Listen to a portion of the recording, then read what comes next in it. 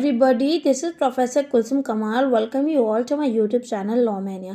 आज हम BLLB के स्टूडेंट्स के लिए एंशिएंट हिस्ट्री की सीरीज़ को स्टार्ट कर रहे हैं, ठीक है। और इस सीरीज़ में जो हमारी पहली वीडियो है वो आपकी रही है चाणक्य के बारे में।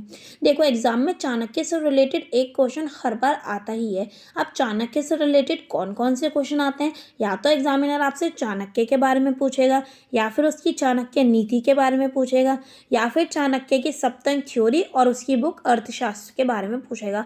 तो मैं ये सारे ही क्वेश्चंस आपके इन वीडियो में कवर करूंगी। साथ ही साथ इसके हैंड रिटन नोट्स भी आपको मिल जाएंगे। ये वीडियो 2 पार्ट्स में रहेंगी। तो पहले पार्ट में हम चाणक्य और उसकी सप्तक थ्योरी के बारे में पढ़ेंगे। चलिए बिना किसी डिले के स्टार्ट करते हैं हम अपनी वीडियो को। देखो, चाणक्य को कौटिल्य और विष्णुगुप्त इन दोनों नामों से भी जाना जाता था। तो अगर एग्जामिनर आपसे कौटिल्य के बारे में पूछ रहा है या फिर विष्णुगुप्त के बारे में पूछ रहा है, तो आपको वहाँ पे चाणक्य को ही डिफाइन करके आना है।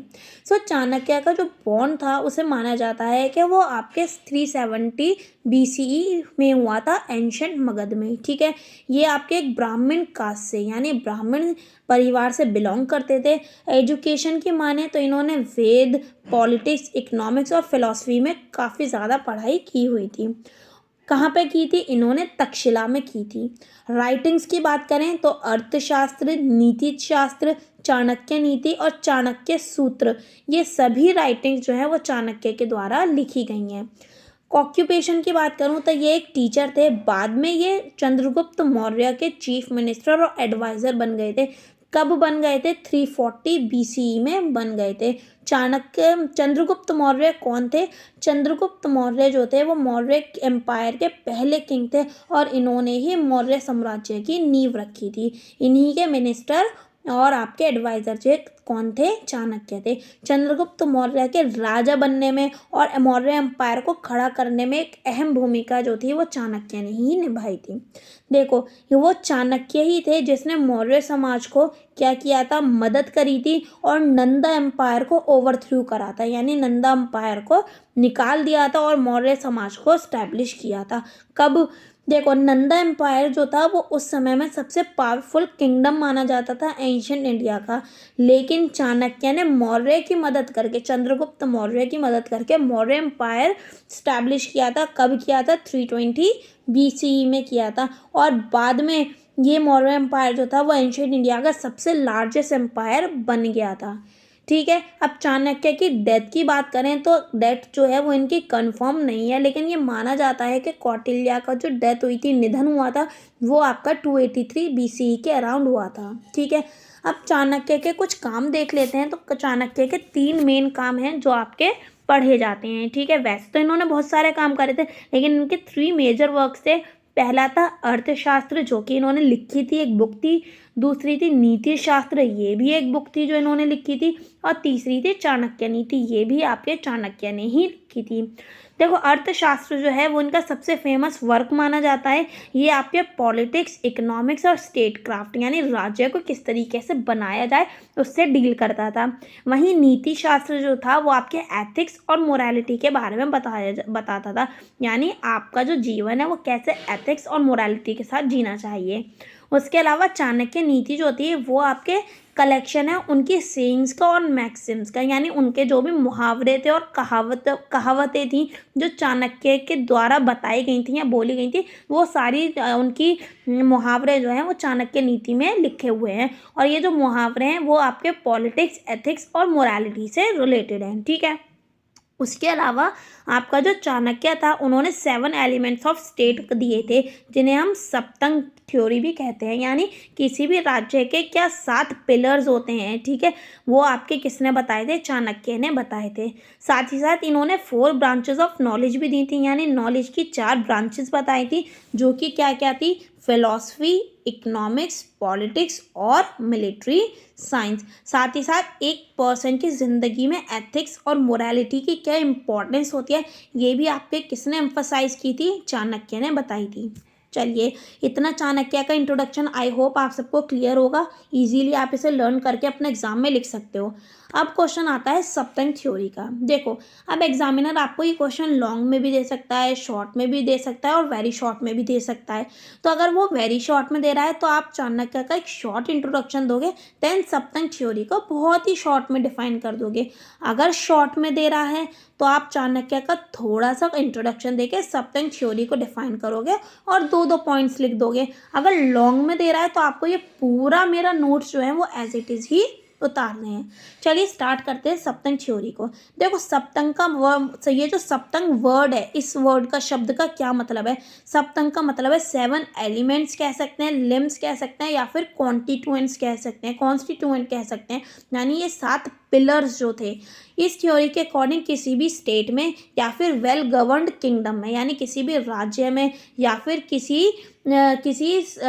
किसी गवर्न साम्राज्य में, ठीक है, आपका 7 एसेंशियल एलिमेंट से कंपोज होता है, बना हुआ होता है, जो कि आपके उस राज्य की या फिर साम्राज्य की स्टेबिलिटी और प्रॉस्पेरिटी को कंट्रीब्यूट करता है। ठीक है, यानी सप्तंग थ्योरी का मतलब है किसी भी राज्य के और वेल गवर्न साम्राज्य के बनने में इन 7 एलिमेंट्स का होना ज़रूरी होता है, ताकि वो राज्य या फिर वो साम्राज्य स्टेबल और प्रॉस्पेरस रह सके। ठीक है, देखो सप्तंग थ्योरी के देख लेते हैं वो 7 एलिमेंट्स क्या क्या हैं। तो सबसे पहला जो आता है वो होता है स्वामी, देन आता है आपका अमात्य, फिर आता है जनपद, फिर देन आता है दुर्ग, फिर आता है आपका कोशा, सेकंड लास्ट होता है आपका दंड और लास्ट आपका होता है मित्र। तो ये सातों के साथ जो एलिमेंट्स हैं वो सप्तंग थ्योरी में होते हैं, जो कि किसी राज्य को बनाने में सबसे इम्पॉर्टेंट रोल प्ले करते हैं। चलिए एक एक करके इनको डिफाइन कर देते हैं। देखो फिर बता रही हूँ, अगर लॉन्ग क्वेश्चन में ये आंसर आ रहा है तो आप ये सारा लिखेंगे, शॉर्ट में आ रहा है तो हर पॉइंट के दो दो पॉइंट्स लिख देंगे, और वेरी शॉर्ट में आ रहा है तो सिर्फ आप इनके नाम, ये जो 7 एलिमेंट है इन्हें लिखकर इनका एक एक पॉइंट लिख देंगे। ठीक है, चलो सबसे पहले स्वामी पढ़ते हैं कौन होता है। देखो, स्वामी राजा को कहा जाता है, जिसे हम रूलर भी कहते हैं, जो आपका राज्य पे राज करता है। तो किसी भी कौटिल्य के अकॉर्डिंग स्टेट का जो पहला एलिमेंट होता है, किसी भी राज्य का जो पहला एलिमेंट होता है वो कौन होता है? रूलर होता है, स्वामी होता है। ये जो स्वामी होता है ये रूलर होता है या फिर स्टेट का किंग होता है, जिसे हम हेड ऑफ द स्टेट भी कहते हैं। ये इसके पास सुप्रीम अथॉरिटी होती है और ये स्टेट की सेंट्रल फिगर होता है। ये रिस्पॉन्सिबल होता है राज्य के किसी भी इम्पोर्टेंट डिसीजंस को लेने में, जैसे लॉ एंड ऑर्डर को मेंटेन करने में, राज्य को प्रोटेक्ट करने में और साथ ही साथ लोगों को वेलफेयर करने में। ठीक है, साथ ही साथ ये स्वामी वो पर्सन होता है जिसके अंदर रूलर की सारी क्वालिटीज़ होती हैं, जैसे एक स्वामी विजडम होना चाहिए, उसमें करेज होना चाहिए और वो कंपैशनेट होना चाहिए। ठीक है, समझ आ गया। नेक्स्ट आते हैं आपके अमात्य पे। देखो, अमात्य मंत्री को कहा जाता है, मिनिस्टर्स को कहा जाता है। अब अगर राजा है तो राजा के कुछ मंत्री भी होंगे, राजा मंत्री चोर सिपाही वाला खेल तो खेला ही है, तो वैसे ही समझिए अगर राजा है तो उसके मंत्री भी होंगे। देखो, ये जो अमात्य होते हैं ये सेकंड और मोस्ट इंपॉर्टेंट एलिमेंट होते हैं किसी भी स्टेट के, कौटिल्य के अनुसार। इन अमात्य के अंदर मिनिस्टर्स होते हैं, एडवाइजर्स होते हैं और ऑफिशियल्स होते हैं, यानी राज्य के जो भी मंत्री होते हैं उसके सलाहकार होते हैं, और जो भी लोग राजा के लिए काम कर रहे होते हैं वो सारे लोग अमात्य के अंदर आते हैं। ये अमात्य जो होते हैं वो किसी भी स्टेट के लिए ज़रूरी होते हैं कौटिल्य के अकॉर्डिंग, क्योंकि किंग जो है, राजा जो है वो पावरफुल हो सकता है, लेकिन वो कभी भी एडमिनिस्ट्रेशन बिना अपने मंत्रियों के, बिना किसी मदद के चला ही नहीं सकता। जैसे प्राइम मिनिस्टर्स होते हैं, प्रेसिडेंट होता है, आपका चीफ मिनिस्टर्स होता है, इन सभी के काउंसिल्स होते हैं, मिनिस्टर्स ऑफ काउंसिल होते हैं। तो ये किंग जो है वो आपका पावरफुल तो हो सकता है, लेकिन कभी भी वो राज्य को अकेले नहीं चला सकता है बिना किसी मदद के। और ये मदद उसे कौन देता है? ये अमात्य देते हैं, मिनिस्टर्स देते हैं। किंग को सपोर्ट की ज़रूरत होती है और सर्विसेज की ज़रूरत होती है। ठीक है, किसकी सर्विसेज की? मिनिस्टर्स की सर्विसेज की, ताकि वो राज्य को बेहतर तरीके से चला सके। ये जो मिनिस्टर्स होते हैं ये किंग को असिस्ट करते हैं राज्य को गवर्न करने में, और किंग की जो पॉलिसीज़ होती हैं, स्टेट की जो पॉलिसीज़ होती हैं, उन सभी पॉलिसीज़ को इम्प्लीमेंट करने के लिए। ठीक है, अब जो थर्ड एलिमेंट आता है वो आता है आपका जनपद। जनपद देखो पीपल और टेरिटरी को कहते हैं, यानी उस राज्य के जो लोग हैं और उस राज्य की जो सीमा है उसे आपका जनपद कहा जाता है। तो सबसे पहले टेरिटरी यानी राज्य की जो ज़मीन है, सीमा है, उसको देख लेते हैं। देखो टेरिटरी जो वर्ड है ये रेफ़र करता है लैंड को, ज़मीन को और उसकी रिसोर्सेज़ को, यानी उस ज़मीन से जो रिसोर्सेज़ आ रही हैं, साथ ही साथ वो ज़मीन का जो ज्योग्राफिकल फीचर्स हैं, ये सभी चीज़ आपके किस में आते हैं, जनपद में आते हैं। देखो किसी भी स्टेट की टेरिटरी यानी किसी भी राज्य की जो ज़मीन है वो फर्टाइल होनी चाहिए, वेल वाटर्ड होनी चाहिए, यानी उसमें पानी होना चाहिए, नमी होनी चाहिए और वो स्ट्रैटेजिकली लोकेटेड होनी चाहिए, यानी वो सही तरीके से बसी होनी चाहिए। ऐसे नहीं कि आप कहीं भी जाओ और बस जाओ, नहीं, वो इस तरीके की होनी चाहिए कि इंसान वहाँ अपना गुजर बसर कर सके। ठीक है, किंग जो है वो आपके क्या करेगा, प्रोटेक्ट करेगा और अपनी टेरिटरी को क्या करेगा, डेवलप्ड करेगा, उस पर बढ़ाएगा, ताकि वो इंश्योर कर सके कि उसकी लैंड जो है वो आपकी खुशहाल रहे, प्रॉस्पेरस रहे। अब पीपल की बात कर लेते हैं। तो यहाँ पे पीपल लोगों से मतलब है आपका जनता से, पॉपुलेशन से। तो इस पीपल के अंदर जो आते हैं वो राज्य के सिटीजन्स आ जाते हैं और उन सिटीजन्स की जो भी स्किल्स और ऑक्यूपेशंस आते हैं वो भी आपके किस में आ जाते हैं, पॉपुलेशन के अंदर इंक्लूड हो जाते हैं। किसी भी स्ट्रॉन्ग और खुशहाल पॉपुलेशन के लिए ज़रूरी है कि उस स्टेट की इकोनॉमी और मिलिट्री पावर जो हो अच्छी हो, स्ट्रॉन्ग हो। ठीक है, किंग जो है वो इंश्योर करेगा कि लोगों का वेलफेयर हो रहा हो और लोग उस राज्य में हैप्पी हों, खुश हों। साथ ही साथ लोग भी जो हैं वो आपके किंग के साथ क्या रहेंगे, वफादार रहेंगे, लॉयल रहेंगे।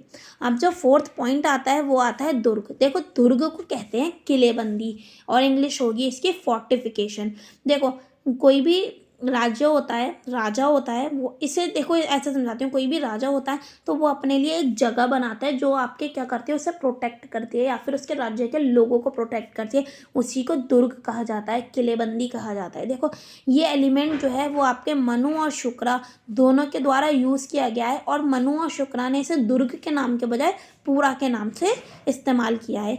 ये एलिमेंट रिप्रेजेंट करता है, यानी ये जो दुर्ग है ये रिप्रेजेंट करता है स्टेट की प्रोटेक्शन को और सिक्योरिटी को। साथ ही साथ जो दुर्ग होता है वो आपका डिफेंड करता है उस राज्य के लोगों को किसी भी प्राकृतिक आपदा से, नेचुरल डिजास्टर से, ताकि डेंजर के टाइम जो राज्य के लोग हैं वो वहाँ आ सकें और वहाँ पे शेल्टर ले सकें। ठीक है, at the time of war, युद्ध के दौरान भी दुर्ग जो है वो आपका एक डिफेंस सिस्टम के तौर पर यूज़ किया जाता है, हेल्प करता है, मदद करता है। साथ ही साथ जो भी एक्सटर्नल थ्रेट्स होते हैं उनसे प्रोटेक्ट करता है और इंटरनल स्टेबिलिटी को मेंटेन करने में भी हेल्प करता है। ठीक है, अब जो फिफ्थ आपका एलिमेंट आता है वो आता है कोषा। कोषा को ट्रेजरी भी कहा जाता है यानी खजाना। तो ये जो कोषा होता है ये बेसिकली किसी भी राज्य की इकोनॉमिक स्ट्रेंथ यानी उसकी जो इकोनॉमिक क्षमता है, उसकी जो आर्थिक क्षमता है उसको आपके क्या करता है, रिप्रेजेंट करता है। अब कोषा के अंदर जितने भी फाइनेंशियल रिसोर्सेज होते हैं वो इंक्लूड हो जाते हैं। जो भी स्टेट और किंग रेवेन्यू कलेक्ट करता है वो सारा रेवेन्यू भी इसके अंदर इंक्लूड होता है।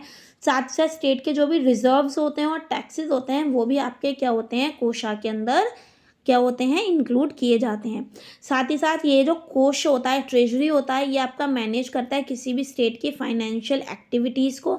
जैसे कोई भी इंफ्रास्ट्रक्चर हो रहा है उसमें अगर कोई डेवलपमेंट हो रही है या फिर कोई भी वेलफेयर प्रोग्राम हो रहे हैं या फिर डिफेंस के लिए जो भी खर्चा हो रहा है वो आपका कौन देखता है, ये ट्रेजरी देखता है, कोषा देखता है। किंग जो है वो आपके क्या करता है, ट्रेजरी को खुद मैनेज करता है और वो इस तरीके से मैनेज करेगा कि कोई भी आपका अननेसेसरी एक्सपेंसेस ना हो रहे हो, यानी कोई भी बेकार खर्ची ना हो रही हो। वो जो कोष का पैसा है यानी खजाने का पैसा है उसे सही तरीके से सही जगह पे यूज़ करेगा। ये काम किसका होता है, किंग का होता है। अब नेक्स्ट जो सिक्स्थ एलिमेंट आता है वो आता है दंड। दंड का मतलब होता है यहाँ पे आपका आर्मी, सेना। ठीक है, ये जो दंड होता है ये स्टेट की मिलिट्री फोर्स को बताता है कि स्टेट की जो सैनिक क्षमता है वो कितनी है। और साथ ही साथ ये जो दंड होता है, ये जो आर्मी होती है ये रिस्पॉन्सिबल होती है स्टेट को डिफेंड करने में, प्रोटेक्ट करने में और साथ ही साथ राज्य में लॉ एंड ऑर्डर मेंटेन रहे। ये भी आपका किसका काम होता है, इसी आर्मी का काम होता है।